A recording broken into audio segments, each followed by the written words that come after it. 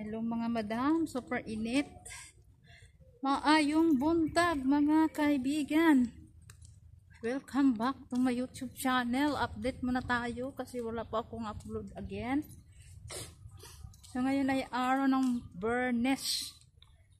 At ako ay lumabas at naglalakad-lakad,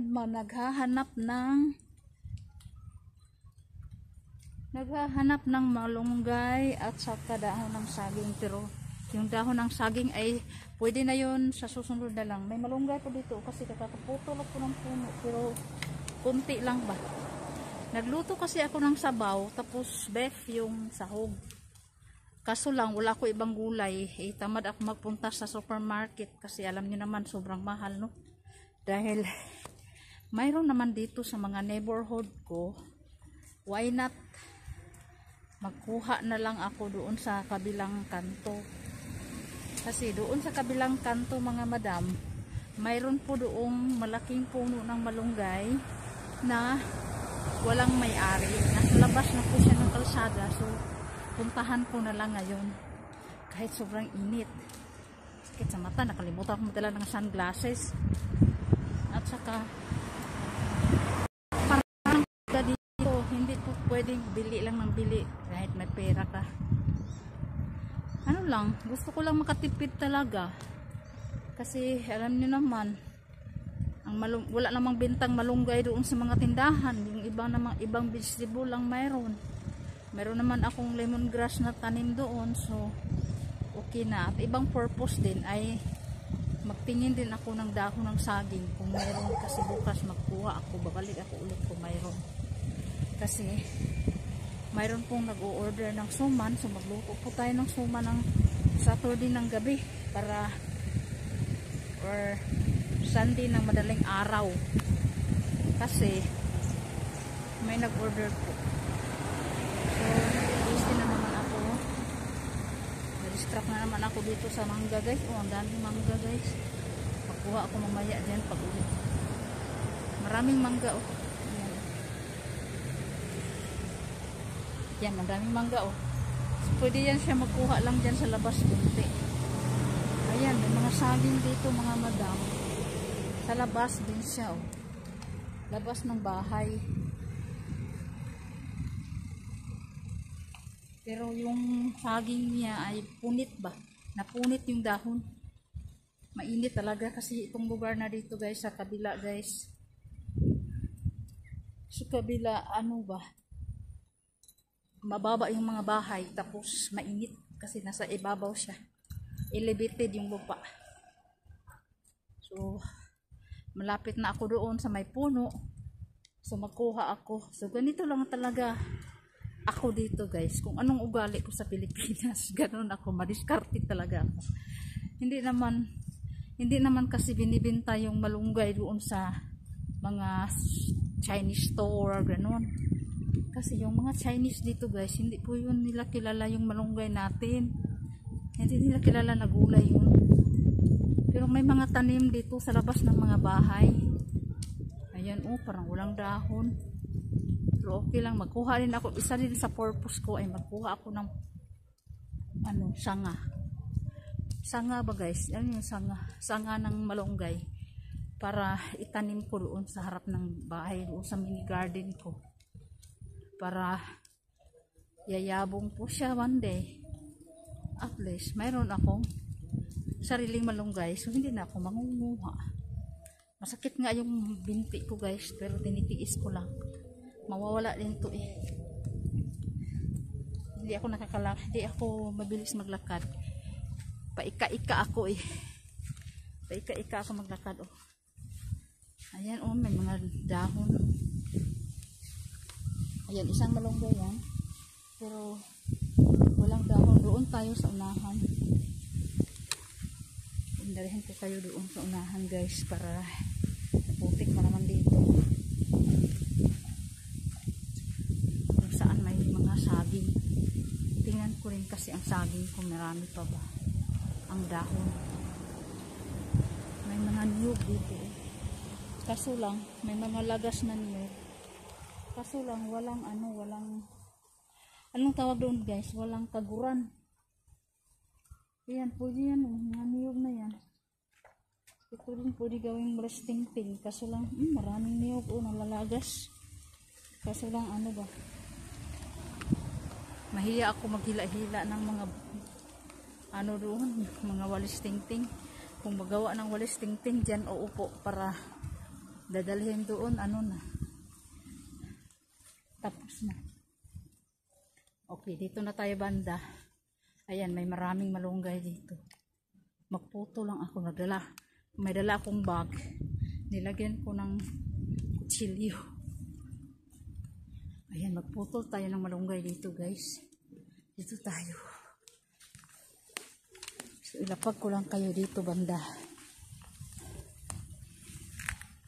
Ayan, may mga saging po dyan. O, dyan ako magkuha, siguro. Pero hindi pa ngayon, bukas pa. Ayan. Siguro magputol ako ng sanga. Hindi ko alam kung anong sa alin banda dito yung puputulin ko. Baka ito na lang. Pero I'm not sure kung ito yan.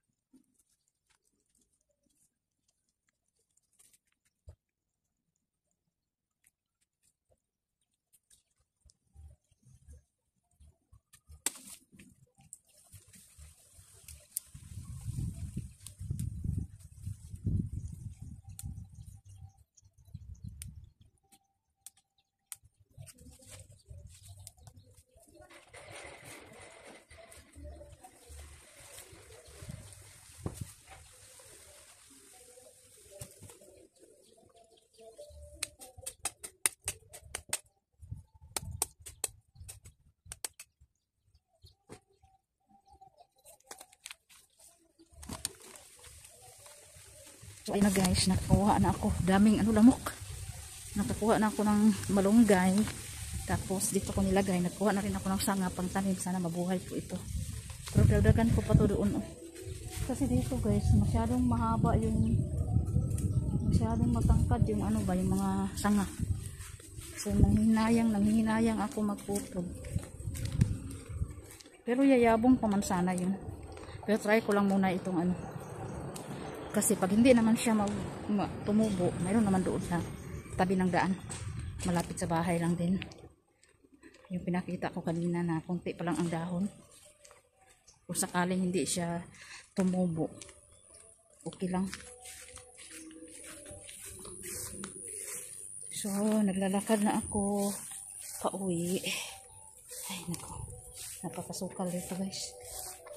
Kahit pinutol nila yung ano. Ito daw uputulin ko, be. Baka ang pangit man ang ano, eh. Ay, may lizard pa.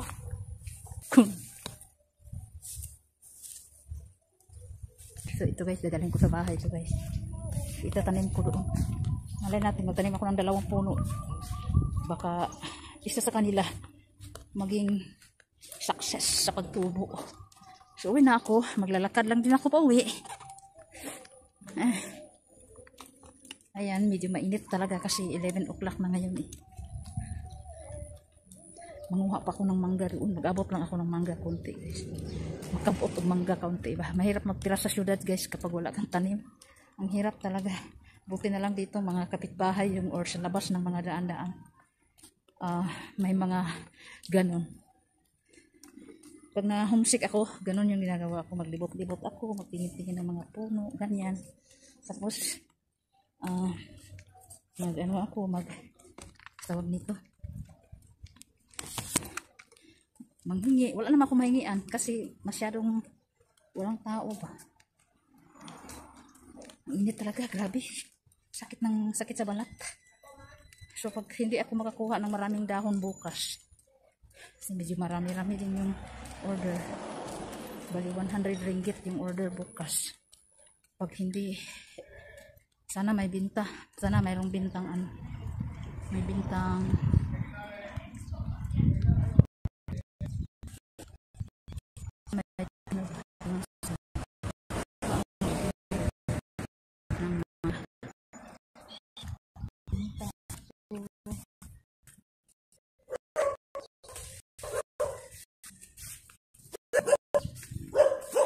guys, isa lang kinuha ko ba. Tikman ko lang. Ang tigas. Hindi ko kaya.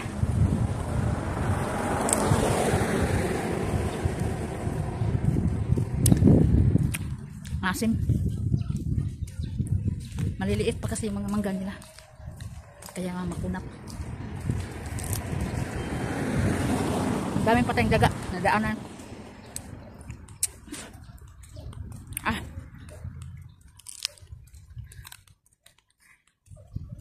Harap. Sa una lang pala maasim.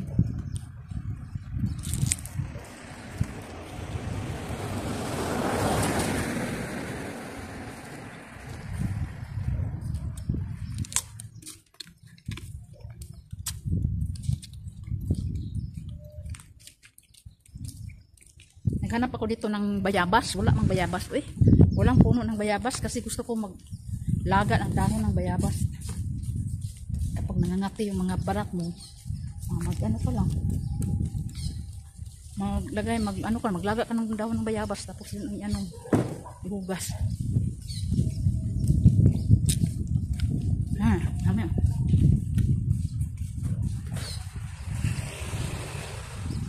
Ang init.